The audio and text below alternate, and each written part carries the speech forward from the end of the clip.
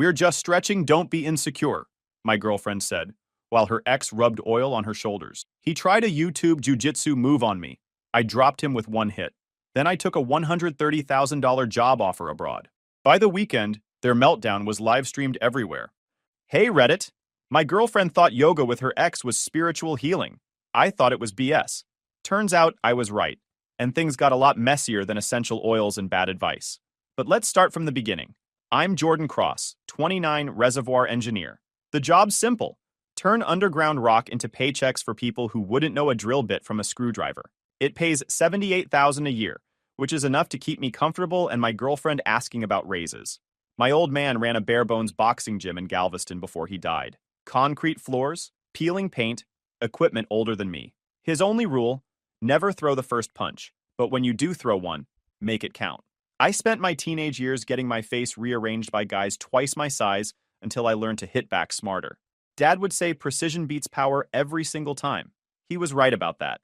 Right about a lot of things. Cross, you planning to marry that gauge, or can we move on?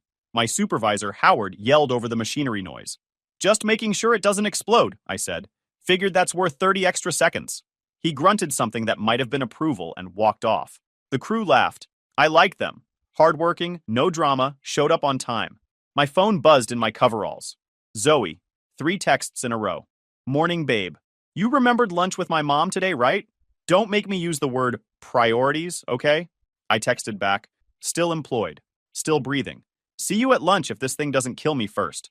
She sent a heart emoji and a photo of her latte with foam art. I pocketed the phone and went back to work. By noon, we were in the office trailer trying not to melt. Howard walked in carrying a folder like it contained nuclear codes. Cross, you still ignoring my emails about the Stavanger position? Not ignoring, I said. Just hoping they'll disappear if I don't look directly at them. He dropped the folder on the desk. 92,000 base. Full housing package. Relocation covered. Project lead for the North Sea operations. I need someone out there in 3 weeks. Sounds cold. It's Norway. Everything's cold except the paycheck. I've got things here. Things like a girlfriend who spends your money on yoga memberships. I looked up. How do you know about that? You talk in your sleep during site inspections. Also, your credit card statement was on the printer last week. He tapped the folder. Think about it. After work, I drove home through Houston traffic that smelled like burning rubber and regret. Zoe's white sedan sat in the driveway already. I'd missed lunch. An alarm at the rig ate the whole afternoon. Her mom would definitely bring it up at Thanksgiving. Inside, the apartment smelled like lavender candles and expensive air freshener. Zoe came out of the bedroom wearing yoga pants and a sports bra, hair tied up, looking like she'd just finished a photo shoot. You survived, she said, smiling like I'd returned from combat. Barely. How was lunch with your mom? She asked where you were. I told her work comes first for you. The way she said it made it sound like an accusation. I let it slide. Howard brought up the Norway thing again, I said. Her face lit up. Please tell me you're not actually considering it.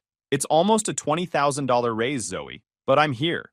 My friends are here. My family's here. You'd really leave all that for some frozen wasteland? Your friends. Your family. I noticed she didn't say us or we. Just her stuff, anchored in place, and me expected to orbit around it. It's just an offer, I said. She relaxed immediately. Good, because I have something way cooler to show you. She grabbed her phone and pulled up a video. Some shirtless guy with a man bun doing an impossible yoga pose. The caption read, Kyle Morrison, find your flow. Recognize him? She asked. I did. Kyle, her ex-boyfriend.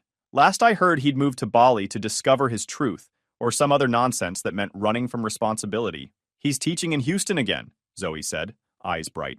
Isn't that amazing? He opened a studio in Montrose. I stared at the video. The guy who cheated on you is now teaching people about inner peace. That's rich. Don't be bitter. People change. Sure they do. Usually into worse versions of themselves. She sighed and scrolled through more photos. Lots of Kyle doing poses, Kyle smiling at the camera, Kyle looking like he'd found enlightenment in a protein shake. You should come to one of his classes, Zoe said. Might help with your stress. I handle stress fine. It's the people around me that make it worse. She laughed and kissed me on the cheek, then went back to scrolling. I noticed she'd already liked 3 of his posts, with heart emojis. That night, I sat at my desk sorting through invoices while Zoe giggled at her phone. The blue glow lit up her face in the dark bedroom. I lay there watching the ceiling fan spin and thinking about Howard's offer. 92,000, cold air, distance. Zoe turned toward me, half asleep. Don't stay up too late. You've got work tomorrow. Yeah, I said quietly. My phone buzzed again. Howard's email subject line. Last call before we give this to someone else. I didn't open it. Not yet. I just stared at it, thumb hovering, thinking about my dad's old gym, about hitting the bag until your knuckles bled and your head cleared, about knowing when to block and when to counterpunch. Precision beats power. Maybe it was almost time to throw. Zoe's yoga habit started small. One Saturday class, then Saturdays and occasional Sundays. By the third week, she was at Kyle's studio 4 times a week. Every time I asked how it went, she'd smile and say, "Transformative." I had no idea what that meant, but apparently transformation required full makeup and perfume for a workout class. 2 weeks in, I decided to see what the fuss was about. When I told her I'd join, her smile froze. "Oh, yeah, anyone can come. It's open." She said it like I'd just invited myself to her therapy session. The studio was one of those minimalist places with exposed brick and plants everywhere. It smelled like eucalyptus and $20 candles. Kyle stood at the front in loose linen pants, looking like he'd just finished meditating on a mountaintop. "Welcome, friends," he said, in that slow, deliberate voice people use when they want to sound wise. "Today we explore the balance between strength and surrender." I grabbed a mat in the back corner. Zoe waved at Kyle like they were old friends. He smiled back with teeth so white I needed sunglasses. Class started. Everyone stretched. 1. Kyle floated between rows, adjusting postures, occasionally touching someone's shoulder or back. When he reached Zoe, he stopped. "Beautiful form," he said softly. "You've been practicing." "Trying," she whispered back. I raised an eyebrow. She didn't look my way. After an hour of forced calm, Kyle ended class with some namaste nonsense. People clapped. I grabbed my water bottle and headed for the door. Kyle intercepted me near the exit. "Jordan, right? Zoe mentioned you." "That's me. Glad you joined us. Balance is everything. You seemed a little stiff today." "I work on an oil rig. Stiff is the default setting." He smiled that smile again. "Maybe yoga could help with that tension." "Maybe. Or maybe I just need fewer people in my personal space." His smile flickered. Zoe appeared quickly. "Jordan's just tired from work. Long week, I'm sure," Kyle said, backing off. We left. Zoe didn't talk much on the drive home. The next Saturday, she went back. And the Saturday after. And then Wednesdays, too. Her phone started lighting up at night with studio updates and class reminders. Every notification made her smile. One Friday, she told me she'd be helping Kyle with some studio setup over the weekend. "Setup?" I asked. "Like what?" "Rearranging mats, cleaning mirrors, organizing supplies. No big deal." "Does he pay you for this volunteer enlightenment?" "God, you're exhausting. He's just a friend who needs help." "Right. Friends." Saturday came. She left early smelling like coconut and confidence. I spent the day finishing reports and ignoring Howard's increasingly aggressive emails about Norway. By 6, the house was quiet. I figured she'd roll in late like usual, but my evening meeting got canceled. For once, I'd be home early. I grabbed Thai food on the way back, thinking maybe we'd actually eat dinner together. When I pulled up, the apartment lights were on, but the door was cracked open. That wasn't normal. Inside, music played.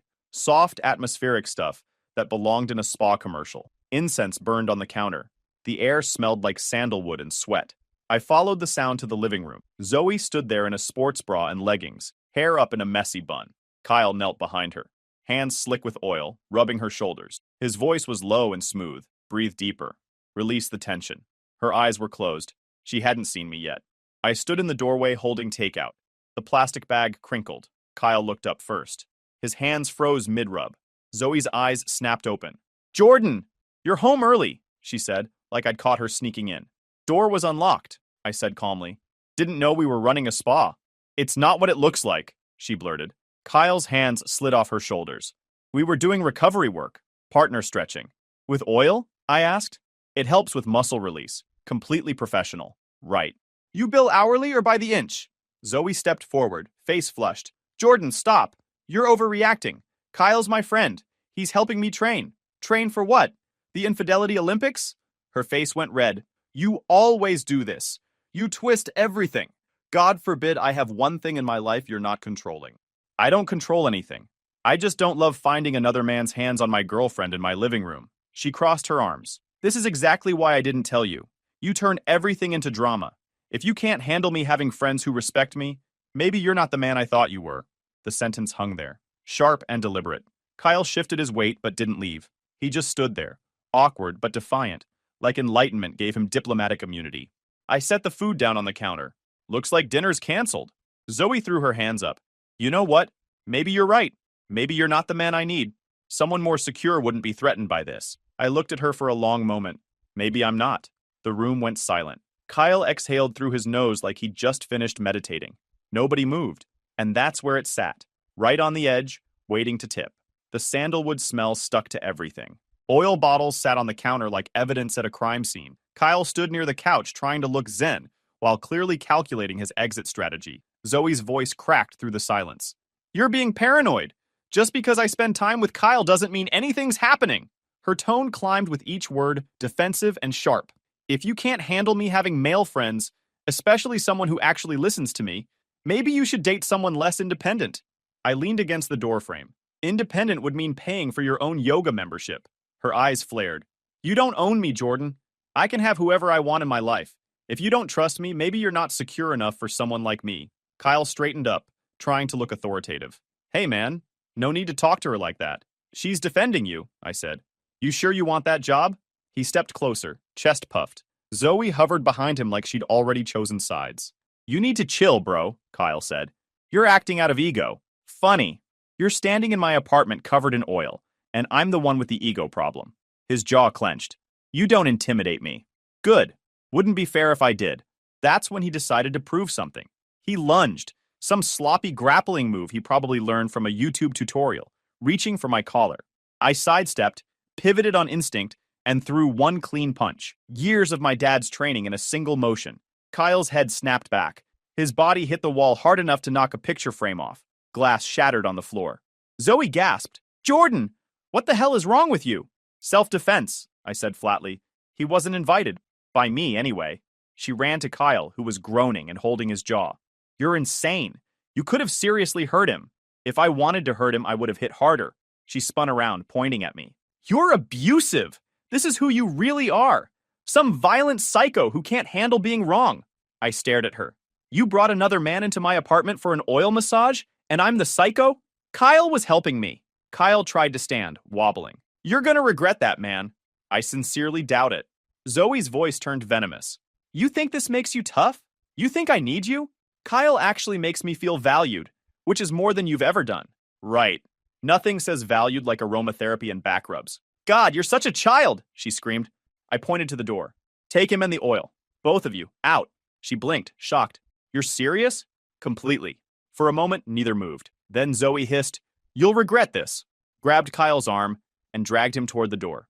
He left an oily handprint on the wall as they left. The door slammed. Silence flooded back in. I walked to the kitchen and poured water.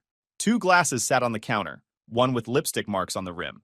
My laptop still sat open from earlier. Howard's Norway email stared at me from the inbox. Subject, final offer, Stavanger project lead. Base, 92,000. Housing included. Relocation covered. Need answer by Friday. I read it twice, then scrolled down and clicked accept. Howard's reply came within 3 minutes. Knew you'd come around. Welcome aboard, Cross. I closed the laptop and started clearing the apartment. Candles, towels, incense, everything went into trash bags. The framed beach photo of us went in last. When I finished, I sat in the empty living room and looked around. For the first time in months, the silence didn't feel heavy. It felt clean. By Monday, my phone was a battlefield. 14 missed calls, twice as many texts. Zoe cycling through every emotion like she was training for emotional gymnastics. You didn't have to hit him. You ruined everything. Can we please just talk? You're a heartless jerk. I spent the day packing her stuff methodically. Clothes folded, toiletries boxed, everything labeled, professional, efficient, like closing a failed project. Work became my anchor again. 2 days later, Morgan stopped by my desk. She was one of our project coordinators. Sharp, observant, didn't waste words. Heard you finally took the Norway offer, she said. Yeah, figured I'd trade heat for something colder. She smiled. Smart move. You deserve better air. She hesitated, then lowered her voice. Listen, I didn't want to say anything before, but I saw Zoe with that yoga guy months ago. At the wellness retreat in Austin back in March. They were holding hands between sessions. I looked up. Kyle. Yeah, I didn't think it was my place to mention it then, but figured you should know now. Appreciate it. I still have photos from the event if you need them. I might, she nodded. You're handling this better than most people would. Anger wastes energy. I learned that early. That night, I needed to burn something off. I went back to my old boxing gym. The place smelled like leather and disinfectant. Familiar. Grounding. Look who remembered where we keep the gloves, Brandon called out, tossing me a pair. Therapy's expensive. This is cheaper and more honest. You hit like you're erasing bad memories. Working on it. I hit the heavy bag until my shoulders burned and my head cleared. First time in weeks I felt centered. 3 nights later, everything went sideways. Brandon and I grabbed drinks after training. As we pulled into my building's parking lot, I spotted Zoe standing near my door, phone in hand. Thought we were done with this part, Brandon muttered. Stay in the car. Not a chance. This is entertainment. I walked up slowly. Zoe's face lit up with rehearsed innocence. Jordan, can we talk? 5 minutes. No drama. Her voice was too sweet. That specific tone that hides teeth. 5 minutes, I said. She gestured toward the hallway like she wanted privacy. The lights flickered overhead. My instincts kicked in. That's when I caught the shadows. 2 shapes lurking near the corner. Both big, both wearing gym clothes. Behind them, Kyle. Really? I said quietly. What? Zoe asked. You brought an audience. Before she could answer, one of the guys lunged from behind the corner, arm hooking around my neck. Bad decision. I twisted, broke the grip, drove an elbow into his ribs, heard the air leave his lungs. The second guy charged. I sidestepped and let momentum carry him into the wall. Should have stayed home, Jordan, Kyle yelled, swinging wild. I ducked, countered, landed a clean shot to his jaw. He crumpled against the floor, groaning. Brandon's laughter echoed down the hall. Man, I told you therapy was cheaper. Zoe stood frozen. Stop! You're crazy! Self-defense. Again, you brought the backup dancers. Brandon held up his phone, camera rolling. And I got the whole thing. Say cheese, Enlightenment Squad. The security camera above us blinked red. Perfect. Kyle tried standing but couldn't manage it. You're gonna pay for this. Doubt it. Zoe backed away, face pale. You'll regret this. Maybe, but not tonight. They scattered. Kyle half-limped toward the stairs like a wounded guru. Brandon lowered his phone. You know, I don't even need that drink anymore. Good. We've got work to do. Back inside, I pulled up my laptop. The adrenaline faded, replaced by cold focus. I logged into the building portal and requested security footage. Camera 3A, timestamp 2107 to 2125. The manager clipped it and sent a watermarked file within 10 minutes. Then I texted Morgan, you still have those retreat photos? Already sent them. Minutes later, a folder appeared in my inbox. Pictures, timestamps, receipts, Kyle and Zoe at the pool, his hand on her waist. Caption, partner work. I compiled everything. Security footage, retreat photos, text threads, Kyle's public posts. Then I found Claire Morrison on social media, Kyle's wife. Her profile showed her with their dog at some park. I kept it simple. Hi, Claire. I don't know you, but you should know the truth. Your husband's been involved with my ex-girlfriend Zoe. Photos and timeline attached. You can verify everything with his location tags. Not looking for drama, just closure. Jordan Cross attached the file. Hit send. Close the laptop. Brandon glanced over. That what I think it is? Evidence. Clean. Professional. Devastating. He grinned. Remind me never to cross you. You already owe me for Thai food. We both laughed. The tension finally breaking. Outside, rain started tapping against the windows. For the first time in weeks, it sounded like rhythm instead of noise. By morning, the fuse had already burned down. I woke up to 23 notifications and a text from Brandon. Dude, you broke the internet. Someone had filmed Claire storming into Kyle's yoga studio mid-class. She walked in calm but lethal, while Kyle stood there trying to sound enlightened. You said she was a client, Kyle. Then what's this? She held up her phone, reading his texts out loud. Can't wait to feel your energy tonight. The room went dead silent. Someone's phone went up. Then another. Within an hour, the video was everywhere. Caption, Namaste, cheater. By noon, the internet did what it does best. Memes flooded every platform. Kyle in yoga poses with captions. Find your center. Just not with someone else's girlfriend. Downward dogged. New class. Betrayal flow. Tuesdays at 6. Brandon called, wheezing with laughter. Bro, someone edited his face onto a scented candle ad. You're a legend. I just provided information. The internet did the rest. Zoe made her move that afternoon. Her post went up. Jordan left me for money. Some people chase paychecks, others value love. Guess which one he chose? The comments section destroyed her. Didn't you choose yoga oil over loyalty? Girl, the only thing you lost was your self-respect. Maybe if you valued love, you wouldn't have been stretching with your ex. I scrolled through silently, sipping coffee. Technically, I left for peace and a pension, I muttered. But things got messier before they got better. 2 days later, there was a knock. I opened the door to find Zoe's mother, sister, and aunt standing there like a disappointed tribunal. Her mom, Patricia, started, "Jordan, dear, we need to talk. Zoe says you've been unstable, violent." "Unstable?" I repeated. Her sister folded her arms. "You attacked her yoga instructor. She says you're spiraling." I nodded slowly. "Come in. Let me show you something." I pulled up Brandon's recording on my TV. The hallway ambush, Kyle's friends, the chokehold attempt, the quick counters. Then, the building's security footage, matching timestamps perfectly. They watched in complete silence. When it ended, I muted the screen. "That's your future son-in-law trying to play action hero in my hallway. I was the final boss he couldn't beat." Her mom blinked. Her sister looked away. We didn't know." "Now you do," I said, opening the door. "Tell Zoe I'm fine. Just done." They left without another word. But the fallout wasn't finished. Kyle's business collapsed within days. The studio owner terminated his lease. Something about a morals clause and disturbances. Reviews turned savage. Sponsors vanished overnight. His last Instagram post, a sunset photo captioned, "Even in chaos, we breathe." Top comment, "Try breathing through divorce papers," because Claire filed that same morning. She didn't tag him. Everyone knew anyway. My phone rang. Kyle's name on the screen. I answered. "Jordan speaking. Man, you've got to help me." His voice cracked, desperate. "She's destroying everything. You started this. Fix it. You broke it when you put your hands on someone else's girlfriend." I just replied to the group chat. "You don't understand?" "I understand perfectly. You gambled with trust and lost. That's called consequences." I hung up. By the weekend, the noise finally started to fade. Kyle disappeared offline. Zoe went silent. The studio shut down. I packed my last suitcase. The company had already sent flight details for Stavanger. Brandon pulled up to drive me to the airport. So that's it? Leaving the land of drama and essential oils? Time to trade chaos for cold air. "You sure about this?" "Completely. Norway's freezing, but at least it's honest." We drove in silence for a while before he spoke again. "For what it's worth, you handled this like a surgeon." "I just followed the data, found the leak, sealed it, moved on." He laughed. "That's one way to describe punching a yoga instructor into next week." "At least my form was good." At the airport, he helped with my bags. "You coming back?" I watched planes cutting through the sky.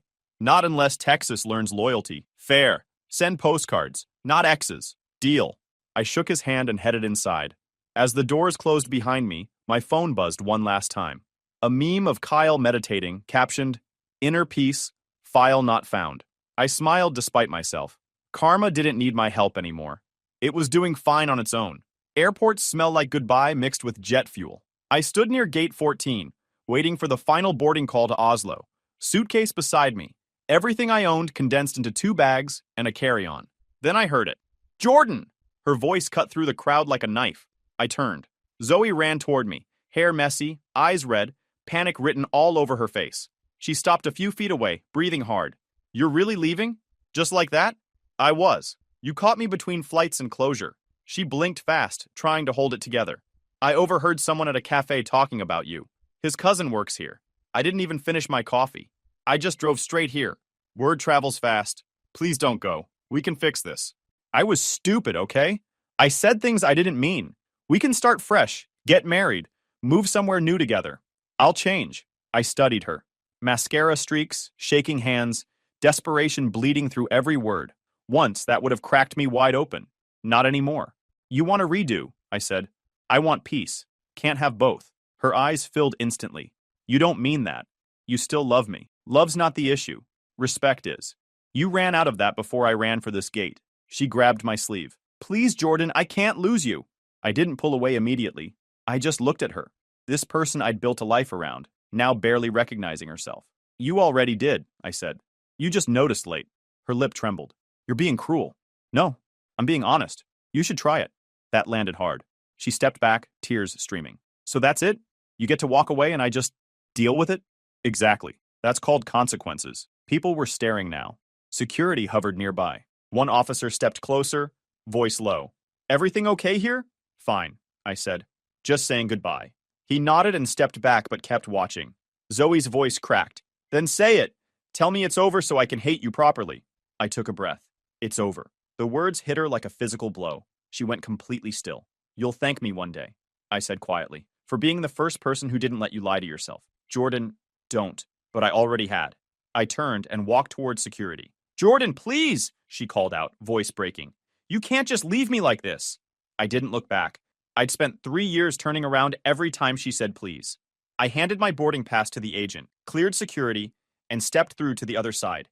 The crowd swallowed her cries, turning them into background noise. On the plane, I found my window seat. The city lights below looked small, harmless, memories that finally knew their place. I powered off my phone before it could buzz again. Silence didn't mean tension anymore. It meant peace. As the engines roared and the plane lifted off, I let out a slow breath. Somewhere behind me, Zoe was probably still crying in a terminal, realizing the only person she couldn't manipulate was gone for good. I didn't hate her, didn't even pity her. I just hoped one day she'd understand what she lost. Someone who meant every word until she made them meaningless. I leaned back and smiled faintly. For the first time in years, I wasn't running from anything. I was flying towards something better. Stavanger hit me like a reset button wrapped in snow. Air so cold it burned your lungs. Streets so quiet you could hear yourself think without hating what you heard. No yoga studios. No drama. Just work, mountains, and a kind of peace I'd forgotten existed. Mornings belonged to the harbor. Boats rocked under gray skies. Gulls circled overhead, and everything smelled like salt and diesel. By 8, I was at the office overlooking the fjord, running subsea integrity for rigs up north. Pressure models, risk assessments, steel and numbers. Everything made sense here. The gym near my flat became my second home. No mirrors for selfies, no motivational quotes on the walls, just bags, weights, and people who showed up to work, not perform. The coach asked what I was training for. I said focus. He nodded and left me alone. Norwegians didn't waste words, and I respected that. They said what they meant, then went home on time. Even their silence felt intentional. I learned fast. Take your boots off inside, don't skip lines, always bring your own coffee thermos. I could live with this kind of quiet. Morgan started texting regularly, first about work, then random observations, then late-night messages about everything and nothing. She had the kind of humor that didn't need punctuation. Smart, calm, the opposite of chaos. Brandon kept me updated from Houston. Zoe's dating a CrossFit trainer named Travis. Of course she is. He looks like Kyle with more protein and less personality. 3 months later, Travis cheated. Client named Bree. Apparently very flexible. Poetry in motion. Zoe posted about healing and boundaries. Comments are off. She's learning. Work climbed steadily. I caught a design flaw that had stalled a project for months, saving the company a fortune. Howard sent an email. Knew you'd make this place better. I bought a proper winter coat, stopped checking Houston weather, and learned to drink coffee strong enough to strip paint. Kyle's name resurfaced once. Brandon again. Claire's divorce finalized. Took half his savings. Kyle's banned from 3 gyms for unprofessional conduct. Everyone calls him book club now. Enlightenment doesn't pay rent, I guess. I laughed harder than I meant to. Not cruel laughter. Just closure finding its sense of humor. Nights were simple. I cooked fish, read, boxed until my hands ached in the right way. The city glowed under snow like it didn't care about my past. I started sleeping through the night again. That was new. Morgan's texts turned into calls. She asked about Norway.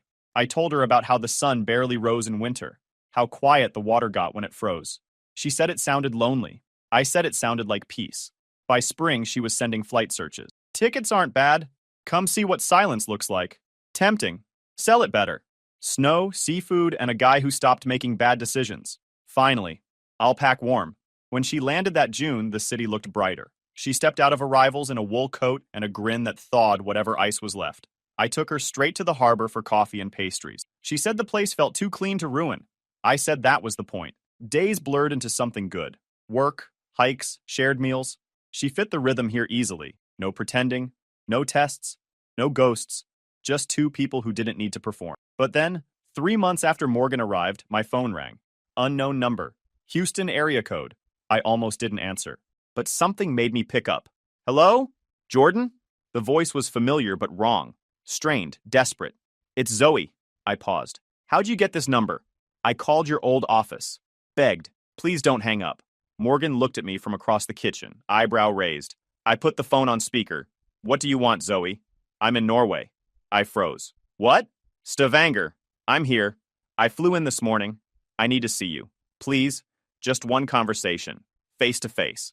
Morgan's expression hardened. I felt my jaw clench. How do you even know where I live? I don't. I'm at a cafe downtown. Someplace called Bokerug Burst. I'll wait here. Please, Jordan. I came all this way. I looked at Morgan. She shook her head slowly. 1 hour, I said. That's it. Thank you, Zoe whispered. I hung up. Morgan crossed her arms. You're not seriously going. I need to close this door properly. One last time. Want me to come?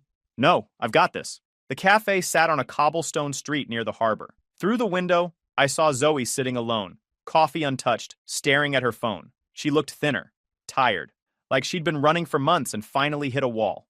I walked in. She looked up, eyes red. You came, she said, standing.